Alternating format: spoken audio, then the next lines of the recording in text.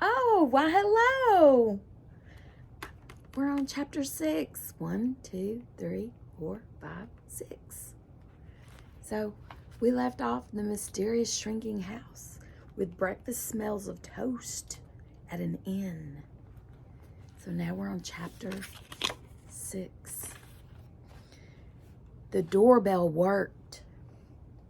It rang dimly somewhere inside the inn. Mindy and Mrs. Bright waited nervously on the doorstep for a moment before pulling at the bell handle again.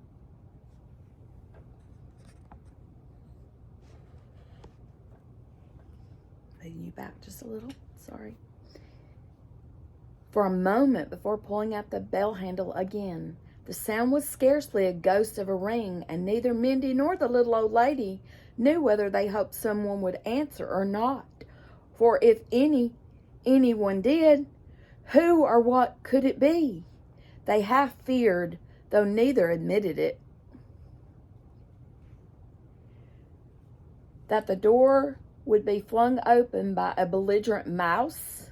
In the suspense of the moment, they had forgotten the aroma of toast and coffee, or they would have been reassured.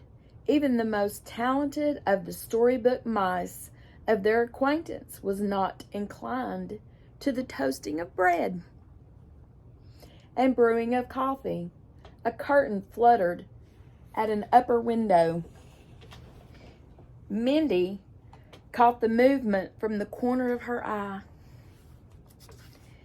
and nudged Mrs. Bright violently. Miss Bright, let's get out of here. Hey. Maybe. They had a glimpse of a pale shadow that disappeared as the curtain was let fall.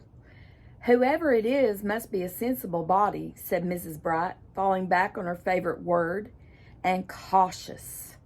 I expect he or she did not fancy opening the door to, say, a mouse. No more would I. She smothered the front of her dress. You think she smothered it? No. She smoothed it. She smoothed the front of her dress and tried to look calm and unruffled. Soon footsteps could be heard approaching the door, and the sound of heavy bolts being drawn back and door chains unhooked. After what seemed ages, the door creaked open, and a small pale person ducked down in a rusty curtsy. Oh, well, how do you do? How do you do? A curtsy's kind of a bow with they like hold the edges of their dress. It was a small, pale person. Morning, ma'am, miss, the pale person whispered. Managing to raise her voice to a nervous croak, she added, Welcome to Doppel Inn. And I'm to say, won't you come in quick, please? Mindy said. Mrs. Bright obeyed, taking a last, still incredulous look back across the housetops opposite to the top of the half-open door of their unsuspecting captor's bedroom. This way, please, croaked the pale person. Once she had fastened up the door again, she started off a scurry toward the wide stairway at the back of the shadowy entrance hall. Wait a minute! That wasn't the pale person. Wait a minute, Mindy called. Hey, who are you? Does anybody else live here? This way, please. The pale person bobbed another curtsy and was off up the stairs at full speed. She was quite old. They had seen white-haired and stooped over with arthritis or rheumatism. Her pale eyes had squinted and watered in the dim morning light that fell in at the front door. Here, trotting up the dark stair and down dark hallways, she was too fast for Mindy and Mrs. Bright, who would have been glad of a lamp or a candle Realizing at last that she had left them behind in the maze of the rambling old inn, the pale old creature came trotting back for them. "This way, please." She repeated the words testily into the darkness, adding with a grudgingly politeness, "I'm Sibylla."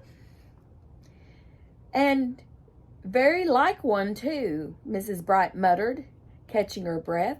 She did not explain what she meant, and Mindy made a mental note to look up what Sibylla might be the next time she saw a dictionary. Sibylla led them down another, narrower set of stairs around several corners, or as Miss Bright had arrow times.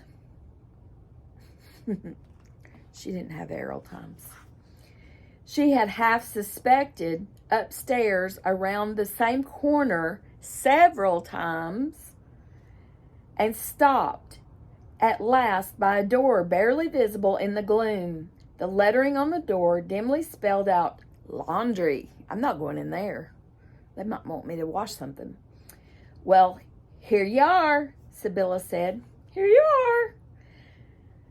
Opening the door, she announced, "Is the house come back? And they've come with it, I warrant. Oh, it's okay. I checked from up top before I answered the door. The prof ain't awake yet." The announcement was made to the 7 startled people who sat at breakfast around a table once meant for ironing and folding linens. It was an elderly gentleman in a faded fuzzy brown suit that looked as if he had been made from a blanket. As if it had been made from a blanket. My error. "Thank you, Sibylla, and welcome, dear ladies, to our fair town of Doppel." She spoke formally, and her voice quavered from age and excitement. "I am Augustus Doppel." The widowless laundry room. Widowless? Maybe she's a widow. It's a windowless laundry room. And the 8 inhabitants of Doppel looked exceedingly strange. The room had the look of an overcrowded burrow. Shelves crammed with books, tools, cooking utensils, beloved knickknacks, and the inn's towels and sheets and tablecloths. And the inhabitants had pale and pinched look of burrow dwellers, too long shut away from the sun. And as introductions were made all around, they stared, fascinated, at Mrs. Bright's red cheeks and weather-browned skin. Mindy, they almost shied away from, as if they feared she might bite.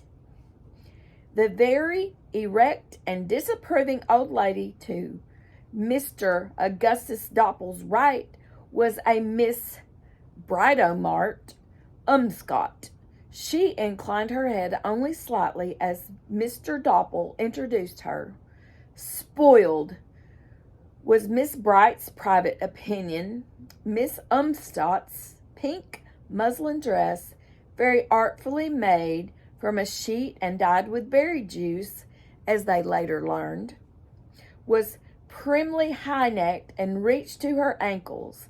The face beneath the elaborately twisted coronet of white hair was still pretty, even girlish, but it wore a fretful look, every bit as uncomfortable as Sibylla's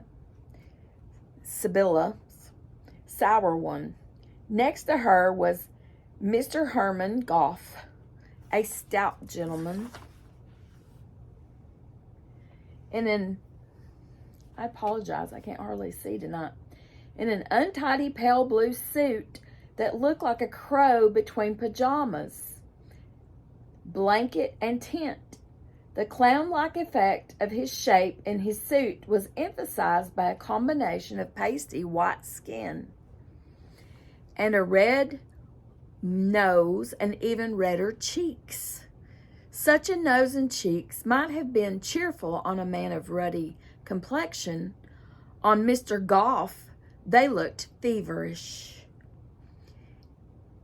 He, after a shy howdy do, returned to a feverish consumption of toast. Next came Mr. Jack Crump, splendid in a bristling mustache and a bush of faded red hair. Once the cook and now manager of the Doppel Inn. Mr. Crump rose, bowed,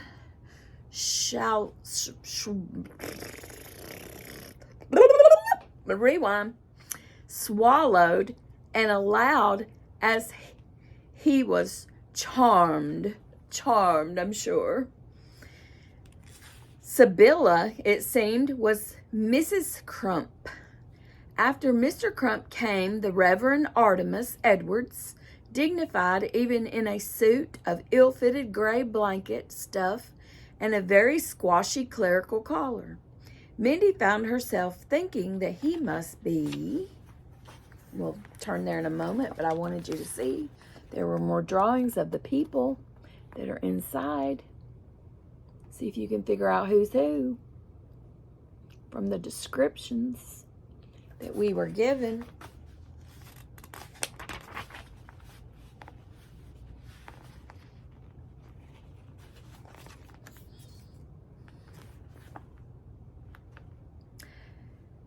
Came to just above the knee, where the older residents of Lilliput, USA, or Doppel, or whatever it was, wore floppy slippers made from Turkish toweling. Samantha was barefoot. Mrs. Bright recovered herself and shot a meaningful glance at Mindy. Mindy, dear, perhaps you and Miss Samantha could fetch those tins of food from the Buckle House before Willie Kurtz wakes and takes it into his head to red up that kitchen. Her look said just as plainly as words, and find out everything you can. Miss Samantha looks the most sensible of the lot. Oh, if it makes them feel better to keep thinking of me as a child, I don't mind, Samantha said cheerfully as she poked through the buckle cupboards. This is no kind of life for anybody, and after the first couple of years, when they were still trying to figure a way out, why, it got to be every day was like every other day. I think they only lasted this long, poor dears, because you see, if nothing ever changes, it's easier to pretend time's not passing, and you are really not older. Except for the aches and pains, dear old Nurse Morrissey is so crippled up. Me, I'm lucky. And I was only 5 when the prof stole Doppel. 5 and ornery, still ornery, but definitely not 5. She grinned while they gathered the cans and salt and candles. Samantha pieced the story together for Mindy from the bits and pieces she had heard in her childhood. So we're going to leave you there on page 80. And next time we'll be on chapter 7. Chapter 7's coming up next. Chapter 7.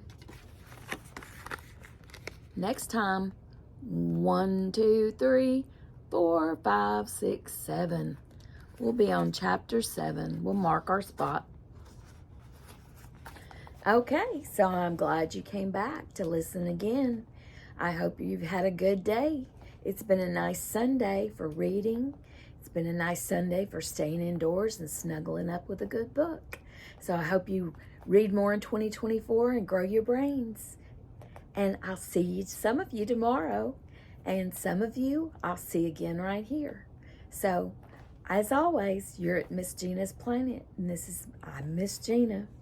And I hope you enjoyed that story. I'll see you next time. Bye-bye.